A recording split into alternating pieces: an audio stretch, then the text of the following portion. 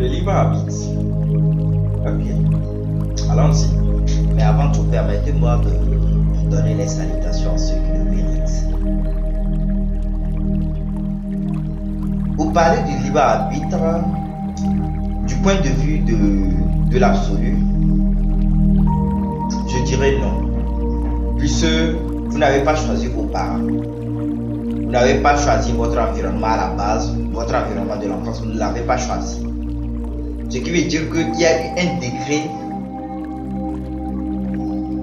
qui ne relève pas de votre libre arbitre.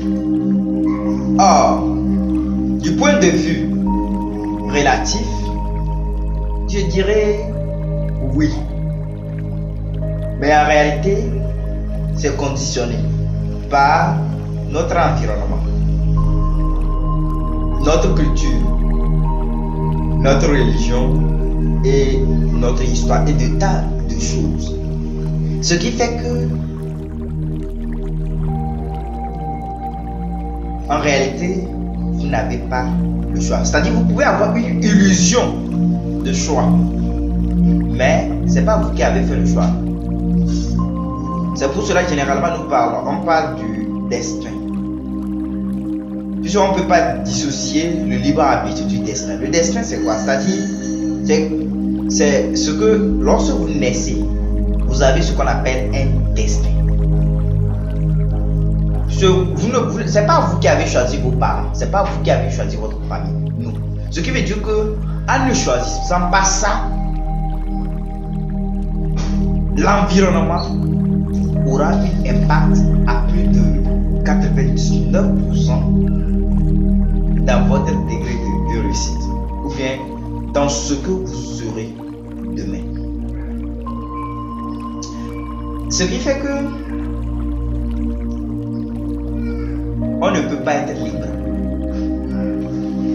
Et pour revenir à la notion du destin, c'est-à-dire si par exemple vous prenez un poisson et vous le mettez dans l'aquarium, le poisson peut avoir l'illusion de nager.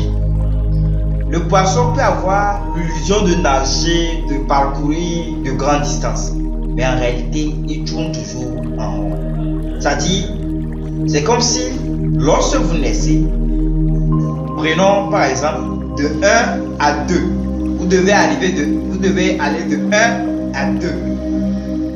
Or, le processus pour aller de 1 à 2, il y a une infinité de choix. Il y a une infinité de possibilités. Mais sauf que ça n'empêche pas que vous allez finir à 2. Ce qui veut dire que la plupart des petits choix, c'est-à-dire vous allez avoir, quand on parle du point de vue relatif, vous avez la possibilité de pouvoir choisir votre femme. Du point de vue relatif, vous avez la possibilité de pouvoir choisir votre famille et votre mari. Du point de vue relatif, vous pouvez choisir. Mais c'est conditionné. Pourquoi? Parce que, vous savez, en biologie, souvent, on parle des hormones. Il y a certains hormones qui influencent vos choix. Or, vous n'avez pas choisi ces hormones qui sont en vous. Il y a certaines personnes qui aiment les filles teint clair ou bien les hommes qui sont costauds. Il y a certains qui préfèrent des femmes brunes.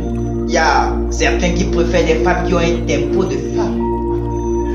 Or, ces choix, ce genre d'illusion de choix est conditionné par certaines hormones qui sont en vous. Mais en réalité, vous n'avez pas choisi ces hormones.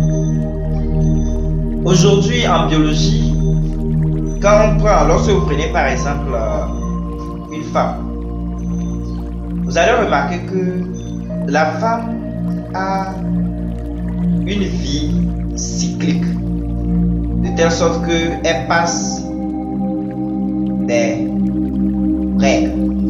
Ce qui fait qu'au cours de ce genre de période, de ces étapes, il y a une variation des hormones.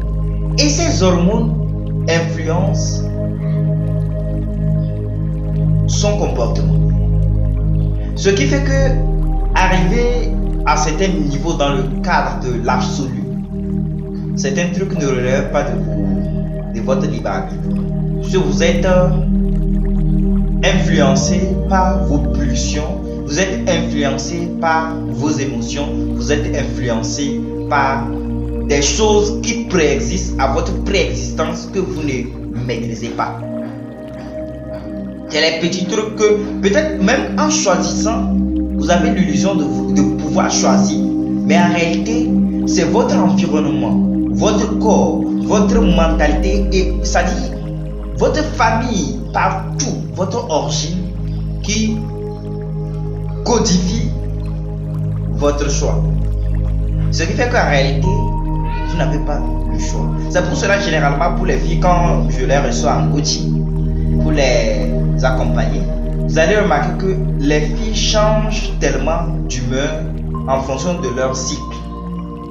Ce qui fait que vous devez prendre conscience de ça. Vous devez avoir la connaissance de votre fonctionnement pour ne pas subir. Ce qui fait que lorsque ici, à telle période, vous ne vous sentez pas bien, à telle période de votre cycle, vous ne vous sentez pas bien, vous comprenez que les choses ne relèvent pas de votre libre arbitre et vous saurez comment gérer. Lorsque le mal vous arrive maintenant, dans ce genre de circonstances, vous saurez gérer. Lorsque le bien vous